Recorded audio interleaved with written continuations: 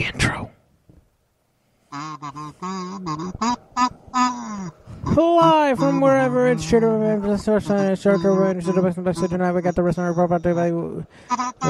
plus we got the tonight if you're here but the tap to it in whatever else we go to do but listen out here hosting the estimate to get a lot of call or whatever you're listening to.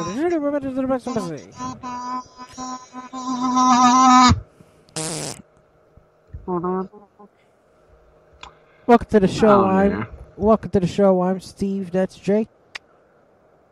Hi there. How you doing? That's right. All right. Now, here's some interesting news for those of you not in blue. As you know, this week is My Hero Academia season finale. So, next week, we're going to have a marathon of Dragon Ball Super that goes on from midnight to 4 a.m. And after that, replacing My Hero Academia will be Dragon Ball Super reruns. Oh. So there you go. And now it is time. It is time for the Toonami preview about to buy Zap to it. Thank goodness we got it. All right. On My Hero Academia, Endeavor and Hawks battle high end. On Paranoia Agent, Moromi's anime falls behind schedule as the staff members start ending up in the hospital. Soon, only the production manager is left until he receives a visit from Little Slugger. On Rob Cycle 100, Ritsu feels omnipotent after defeating all the gang members in the surrounding schools, and Ritsu is confronted by his older brother Mob. On Black Clover, Nero reminisces about the first Wizard King, his friendship with the elf Lish, the devil's machinations, and how it all came to a heartbreaking end. On Ballmasters 9009, Dee ditches the team for the hunky leader from Medicine Biker Gang, and Leto tries to man up to win her back. On Ballmasters 9009, feeling unappreciated by his teammates, Ace finds comfort in the bizarre device that leaves him with an unhealthy appetite. And on Naruto Shippuden, Gaara and Orochi overcome the second Misukage's Mirage Attack. And that's your Toonami Fury back to back up to it. Now it's to see for the rest of the show. All right, thank you very much, Jay the Brain Man. Good evening, everybody. Let's get you updated on some wrestling news, as we do every Saturday. After all, this is Wrestle Anime Hut. Impact Wrestling has terminated Tessa Blanchard's contract and stripped her of her Impact World Championship, according to PW Insider. Now, Tessa was originally going to defend the Impact World title at Slammiversary on July 18th against Eddie Edwards, Ace Austin, and Trey. The match was going to be her first match since COVID-19. Oh, she has been stuck in Mexico due to the pandemic and missed several empty arena TV tapings. PW Insider also reports that Tessa was supposed to send promos from Mexico for a June episode of Impact, but she never sent them. Reportedly, there were even attempts made to get her to return and drop the Impact World Championship, but neither side would come to terms. Tessa Blanchard, as you recall, won the Impact World Championship early in January at the Hard to Kill pay-per-view after defeating then-champion Sami Callihan. She became the first woman to win the title. Below is the Impact statement.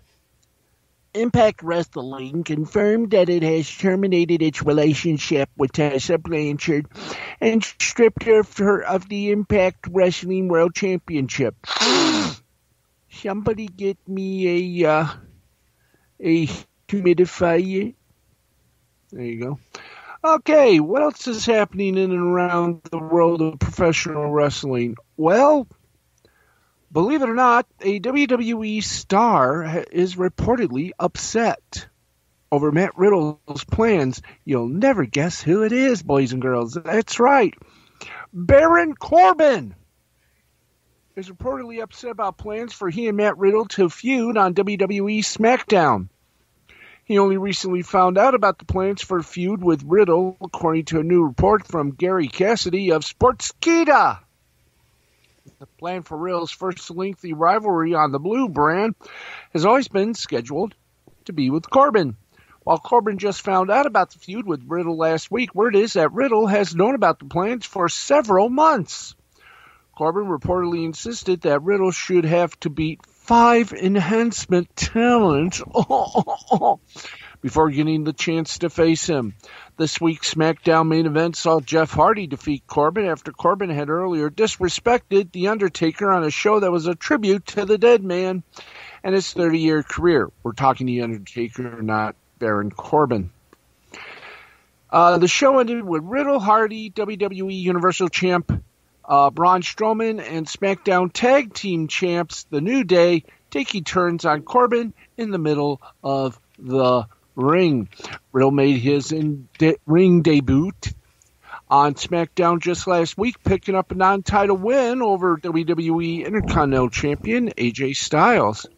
As noted, there is history between Riddle and Corbin, as Corbin eliminated Riddle during the 2019 Survivor Series triple threat match between the three brands and during the recent 30-man Royal Rumble match in the year 2020. Ooh. A little something for everyone, I guess. Well, we continue with our wrestling report. And here we go, folks. Let's do this. Okay. There was a backstage fight reported at Impact. Wow, more action there than they've ever had. Let's go to the report. Michael Elgin and Sami Callihan were reportedly involved in a physical altercation backstage at the recent Impact Wrestling TV tapings in Nashville, Tennessee. Ding! Elgin and Callahan were reportedly setting up a match that also involved Ken Shamrock. Isn't Shamrock 82? We'll have to look that up. When the incident occurred, according to Fightful Select, the two reportedly disagreed on how the match should start, and the disagreement escalated to where they ended up fighting. Impact co-executive vice president Scott D'Amore reportedly stepped in and broke up the fight. As noted earlier, Elgin is no longer with Impact due to allegations from the hashtag Speaking Out movement. Coincidence? Maybe. Anyway, we continue on with more goodies. There we go. And speaking of Impact Wrestling, they are reportedly pursuing Luke Gallows and Carl Anderson. That's right, they're reportedly close to a stateside deal with Impact, according to Pro Wrestling Sheet. The promotion is looking to get things done so the team can appear at Slammiversary on July 18th, which is also the date they're free from WWE's non-compete clause after they were released in mid-April as part of the company-wide cuts due to COVID-19. Who does he wrestle for? As seen in the promos, Gallows and Anderson are among the numerous released WWE stars that could be showing up in Impact down the road. Impact's deal is said to be incredibly strong and will still allow them to work with New Japan Pro Wrestling down the road. Obviously, with the current travel restrictions, it might be a while before they can go overseas. Gallows and Anderson have been promoting their big Talkin' Shop Mania podcast show on July 18th. They'll likely talk about their time in the WWE and their future. Oh, yes. All right, let's keep on going. And more bad news for the brand of the WWE. Interviewer on air talent Kayla Braxton revealed on Twitter this morning that she has the coronavirus for the second time.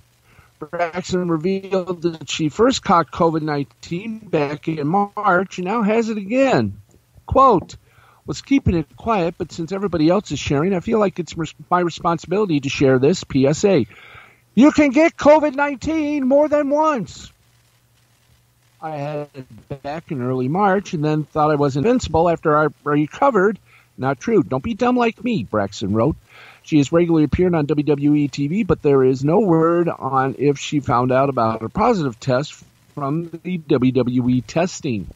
The first positive coronavirus test from within WWE was reported back in early April, and it was reported that an on-air talent who worked March WWE Performance Center tapings, including WrestleMania 36, tested positive after going out to Din Din with some friends who work in the healthcare industry following the WWE TV tapings on Thursday, March 26. There's no word yet if that report was on Kayla's first positive test. Now, as was noted many a moon, there are multiple positive COVID-19 test results coming out of WWE this week. Renee Young revealed on Wednesday night she has the virus, but it was later reported that she had her own tests done after getting sick over the weekend. WWE producer Pierre revealed this morning he also has COVID-19. Wow. Stay tuned for further updates on the positive COVID-19 test coming out of WWE this week. Amazing that they're still doing tapings. They're running out of people. You don't think she got it from, well, Jon Moxley, do you? Nah. Just coinky dinky. All right. If it weren't for bad luck, he'd have no luck all department. The Velveteen Dream. The Velveteen Dream. If it wasn't the allegations of inappropriate behavior with an underage fan, and now the newest victim, or I guess the newest accuser of more stuff, well, guess what? Velveteen Dream got into a car accident. He was released from the hospital yesterday, as first reported by Fightful and confirmed by F4W Online. No details about the crash were given. Dream has since been named again through the Speaking Out movement as new allegations have been made against the NXT superstar involving minors. Neither the WWE or the Velveteen Dream have any comment. His most recent NXT TV appearance was on June 17th. Oh, yes, indeed.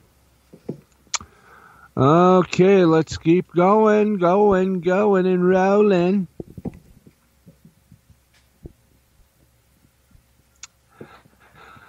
A little something here. Gail Kim, Hall of Famer that she is, responded to Alexa Bliss. A Hall of Famer, Gail Kim, has started a discussion on Twitter centered around some recent comments from WWE's Alexa Bliss. With Charlotte Wilde praised in bra and panties matches. She then says that it's a gimmick match she could personally never compete in. When I first started in NXT, there were certain moves we weren't required to learn because we were never going to do them. The idea was catfight, Bliss said. All changed for me when I was watching a match with Paige and Emma. They did a top rope suplex, and we were like, hell yeah, this is where it's all going to change. It was awesome because it shows our women are athletic, can do what the men do, and can be seen in different light, Bliss continued. I respect the women who had to do the bra and panties matches because I can never do it.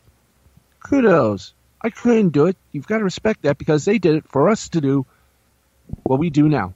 Now, comments caught the attention of former WWE star and current Impact Wrestling producer Gail Kim. She took to Twitter and admitted that those revealing gimmick matches were cause for some of the most traumatic moments in her life. Quote, never looked at it that way.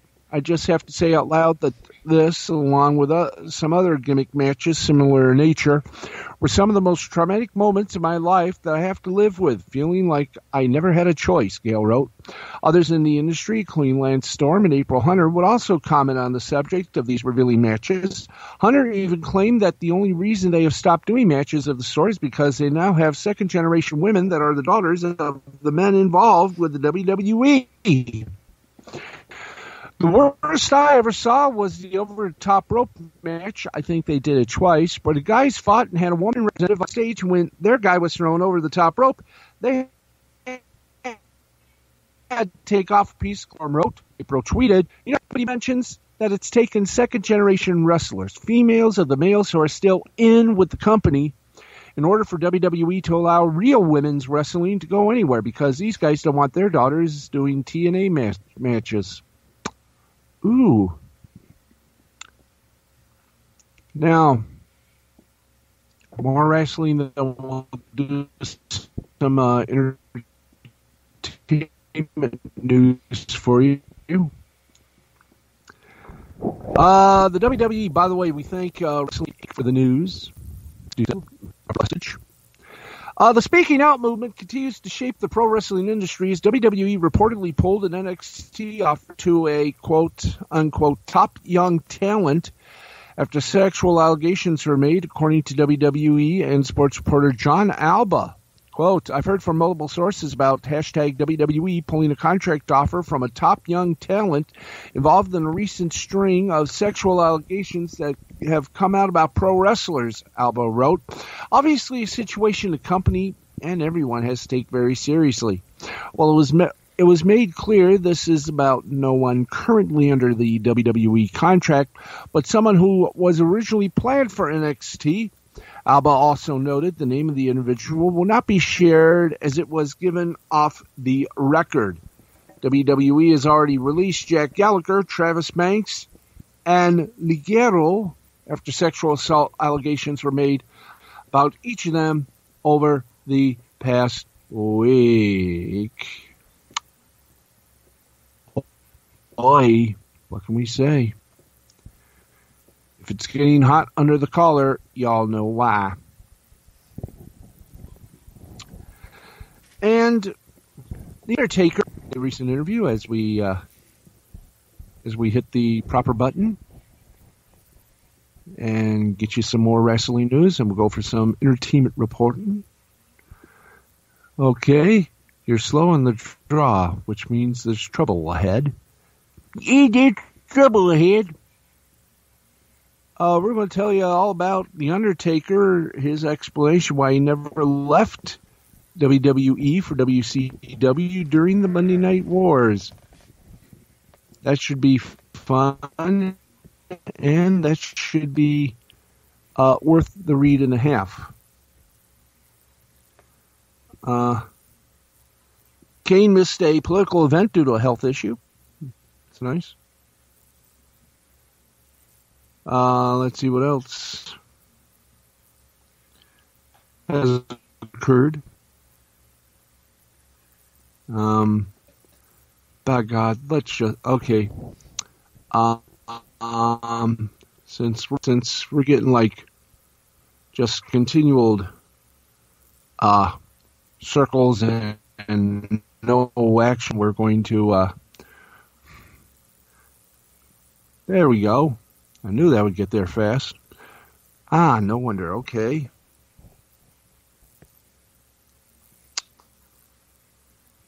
Huh. Okay, let's see. Well, hang on. There's a way to reach it.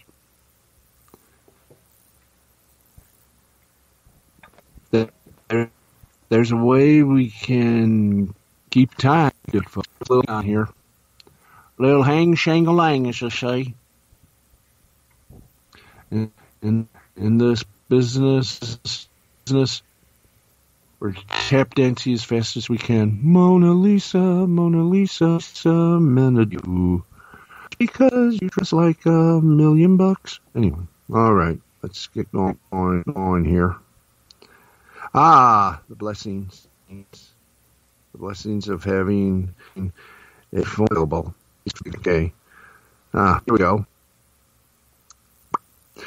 During the Monday Night Wars, a lot of talent from WWE, as we all know, jumped ship to WCW, mainly for the increase of pay of stars like Hulk Hogan, Kevin Nash, and Paul, as well as to work less days and get paid more, opening the door for many others to follow their lead. During an interview with Sam Roberts on the hi there. So skip. Thank you. Sam Wrestling podcast, The Undertaker described being frustrated during the Monday Night Wars and talked about if he'd ever thought he'd leave for WCW. I was so frustrated with our direction, Undertaker said. We had a bunch of really good, goofy characters, and then WCW was down there doing real angles, and it was common knowledge that they basically opened up the check. And hear guys talk the money they're making, and no, you have to be able to stay the time. When it really got down to it, obviously, I'm business. He said, I can't leave. I can't leave. My loyalty to him, for giving me that opportunity was more than short-term cash I could have gotten by going back down to WCW. And then, of course, he described the conversation he had with Jim Herd, and when he went to renew his contract with the company and tried to get more money during the conversation, WCW officials said that nobody would ever pay to see him wrestle, and that rubbed Taker the wrong way. He described the situation as being a hit to his pride and confidence, but made him focused on what was next. And at that point, I was locked in. I knew this is what I was going to do, and I knew my days there were numbered. I never second-guessed myself and thought I need to go get a different job or go back to school. I knew I needed to make some movies. It was always fuel, always fuel. I never forgotten it. I kept bringing them up 30 years later. I've always had that in the back of my mind, and we thank you to the Not Sam Wrestling Podcast and to Wrestling Inc. for that lovely little interview. It's nice to know, that there's loyalty even in a sport like wrestling. Now that we've done that, let's give you a let's go over here and do this properly. There we go. Boom. Grr. All right. In headlines from Hollywood, Disney has shifted Mulan to August. Unhinged and Bill and Ted are also on the move. Ooh, interesting. Hulu removes a Golden Girls episode featuring blackface. The LA County Public Health confirms 23 more deaths and 2,169 new cases of COVID-16. Wow. And we go to the TV section. Where are you? Where are you, Mr. TV? Yeah, let's do this. Okay, folks, as you know, last night was the Daytime Emmy Awards. And, this is going to be fun. Daytime Emmys last night, the winners, and we salute, folks, we salute. CBS's Young and the Restless, Outstanding Daytime Drama. Jeopardy and Alex Trebek were also recognized for Best Game Show and a Best Game Show Host. Huzzah. Huzzah, huzzah, huzzah. I do believe that is true, is it not? Yes, it is. And even the phone is starting to give me a little problem. ABC's The View also won. Syndicated Jeopardy, of course, also won. Okay, I'm going to give that up now. As did General Hospital and other shows. In all, CBS won 15 awards. Yes, come on. 15 awards, ABC 5, NBC 4, HBO 3, and Amazon Prime Video 2 with 11 syndicated winners. Programs winning The multiple awards were, and I'm going to throw this phone. Young and Restless with 8. Bold and Beautiful 4. General Hospital 4. Jeopardy 3. Kelly Clarkson Show. The Rookie won 3. Alrighty. I'm going to have a little fight here.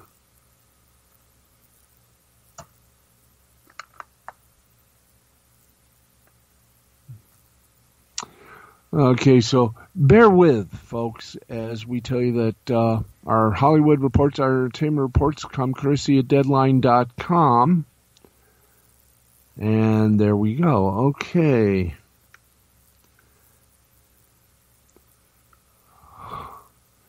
All right, let's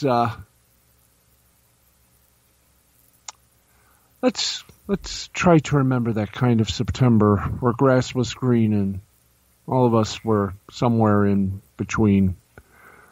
FUBAR. All right, let's do this here. Ellen DeGeneres had the Daytime Emmy for Outstanding Entertainment Talk Host. Yahoo! The Today Show won for Outstanding Morning Show. Kelly Clarkson had the Outstanding Entertainment Talk Show host.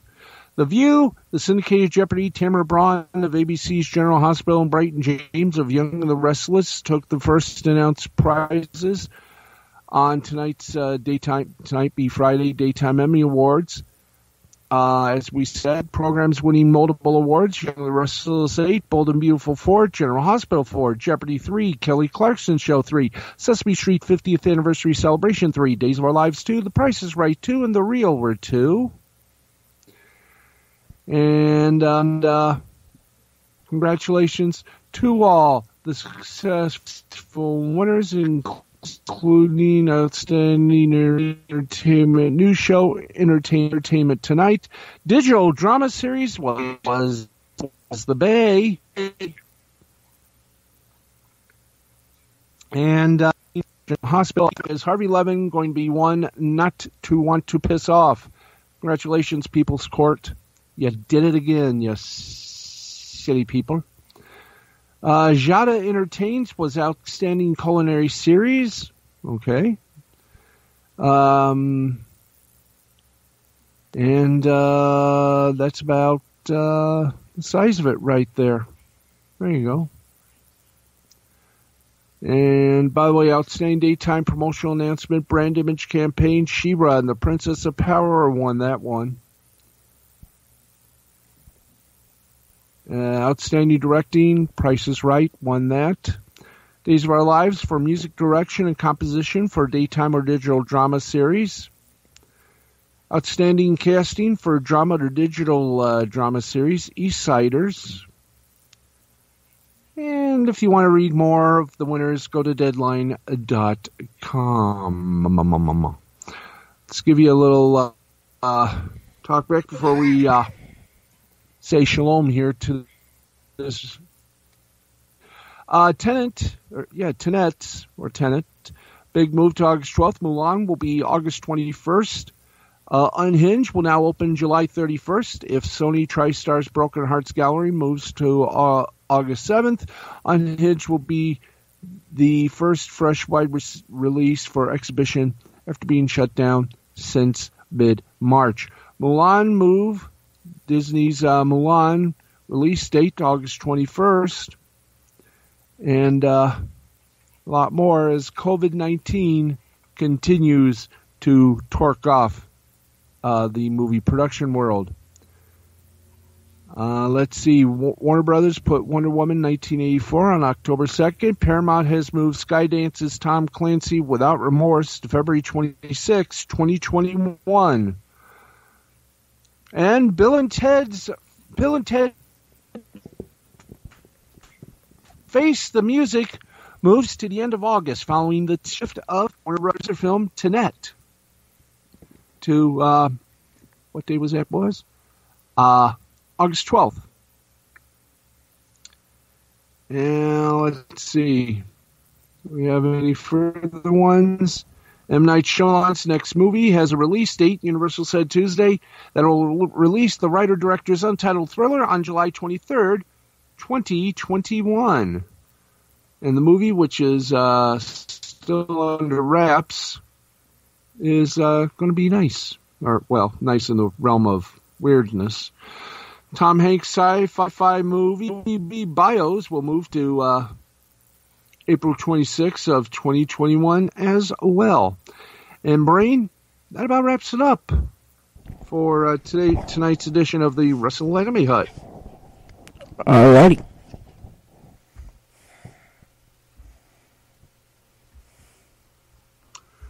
And for the Brain, I am the Baxman, and we'll see you next Sunday. Don't forget, because Saturday. we had a little severe weather.